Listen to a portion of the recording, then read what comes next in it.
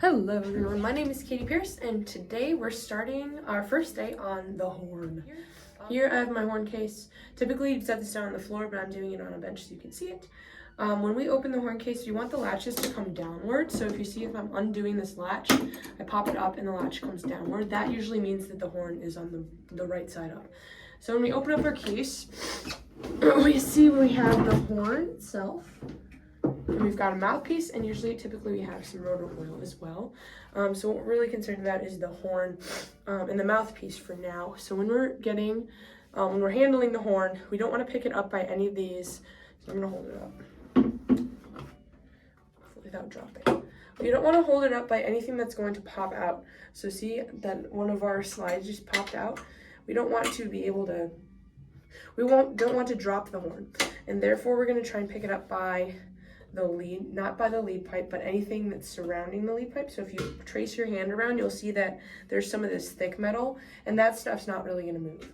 I also think that handling partially by the bell as well is pretty stable, and I like to hug it towards myself when I have it near me. That way I'm not going to drop it. So here we have it at a really stable point. It's a thicker part of the metal, and it's not the lead pipe because this will bend or break. And so now that we have the horn out, I also have my mouthpiece, like this, and this will go right into the lead pipe, and a quarter turn will secure it into the instrument. Next, we have to talk about posturing the horn. So what's really easy to do when we're playing the horn is to hunch over and kind of set it onto our knee and then bend over and bring ourselves to the horn. Instead, what we want to do, and sometimes it's easier if you stand up and do this, is you practice having the horn up to you. And that way it's harder to like bend down and play when you're standing up. So that's what that feels like. And we'll talk about hand position on the right hand in a minute. And it feels super comfortable. So when we sit down, there we go. We're bringing the horn to us instead of bending over. So that's what we want. We want a relaxed position, a straight back, loose neck. That's where I always get tension, is in my neck. And then we bring the horn to us. Now our right hand is super important. The right hand controls a lot of what the sound sounds like coming out of the horn, as well as supports most of the weight in the horn. So what we like to do is think about holding like a little cutie orange in your hand. All your fingers are together, but they're not tight and they're not relaxed. It's a Goldilocks situation. It's right in the middle. So we got our little orange there, and we have a cup, or we do a wave. And then what we're gonna do is we want this part of our hand, so like the knuckle, to go to the inside of the bell, and we don't want another Goldilocks situation. We don't want it pushed all the way in, and we don't want it too far out. So try and find that nice sweet spot. And the orange is not getting crushed by the horn. Instead, it's like we're putting the orange downward, or we're upside down, boop, right into the horn. And if you have smaller students, or if you are injured, it is okay to rest the horn on your leg. See, I'm too tall, so it's hard for me to do this. But if you have a smaller student and it's hard for them to support the entire horn with their right hand, then you would have them put it on their leg. Same if they have an injury in the right hand or the left hand. So that's how we hold our horn. A correct embouchure for this. So if you've played a brass instrument before, you'll find this to be somewhat similar to what a horn embouchure is like. There is a slight difference in terms of where you place the mouthpiece. And so let's think about making a buzz. I've been told you can try spitting a watermelon seed. What I like to think of is I'm bringing my lips together and then I engage the corners. And it makes a super funny noise, but that's what we want. We want there to be movement on the center of our face. And so if we're making this, and we think of a drawstring bag here,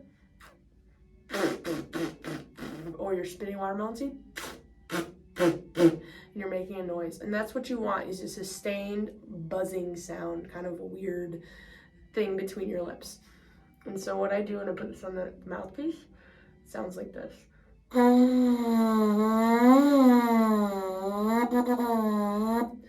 And the difference with a horn mouthpiece than some other brass instruments is that distribution of where the mouthpiece should be on your lips. In most brass instruments like trumpet and trombone, you want it centered equally, 50% on the top lip and 50% on the bottom lip. On horn, it's more of a 60-40-ish distribution, maybe a little bit more, where you want a little tiny bit more on the top lip than the bottom. So when we make a buzz on the mouthpiece, we're thinking about keeping not too much space between these lips, but we're also not pinching. So finding, again, a Goldilocks. And we're putting a lot of engagement into the corners. So we're not tightening the corners. There's no tension here.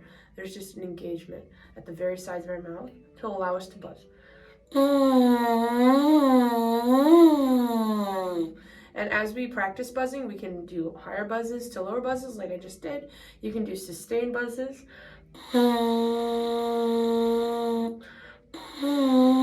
You can practice scales. You can practice all kinds of things just on the mouthpiece. So if I don't put any fingers down on any rotors right now, and I just play with good proper posture in the hand positioning,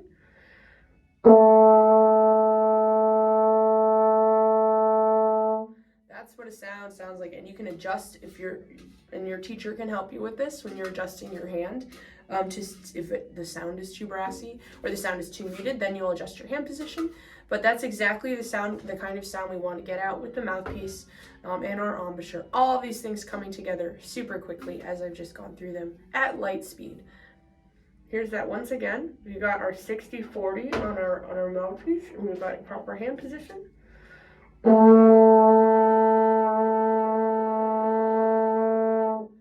And so we're gonna find our notes, and we're not even gonna have to put any fingers down for these. We're gonna play our first 3 notes. Those are gonna be C, E, and G.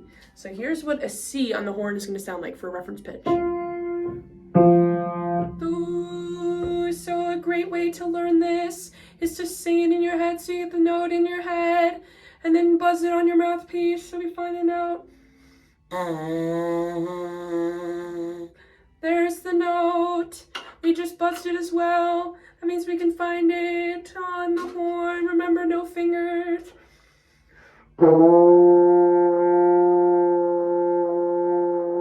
There's our first note, and that is a horn C. Fantastic. Our next note, again, no fingers. We're going to do the same process again. This is a sing, buzz, play method, and it works really well to get that note in your ear when you're learning how to play and learning how to hear all these notes. So that is an E on the horn. This is our E. Can we sing the E? Get it in our head. Let's buzz the E.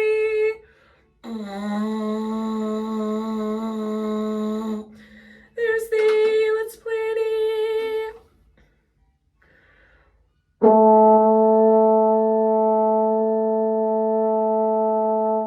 There it is. And finally our G, our third note. Again, no fingers, nothing that we have to do with our left hand.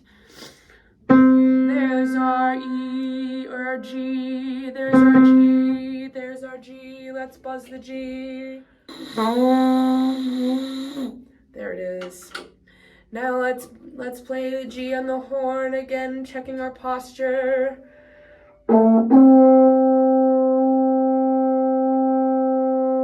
And all we have to do is use our air and our ear to help us change between those 3 notes without changing anything in the left hand.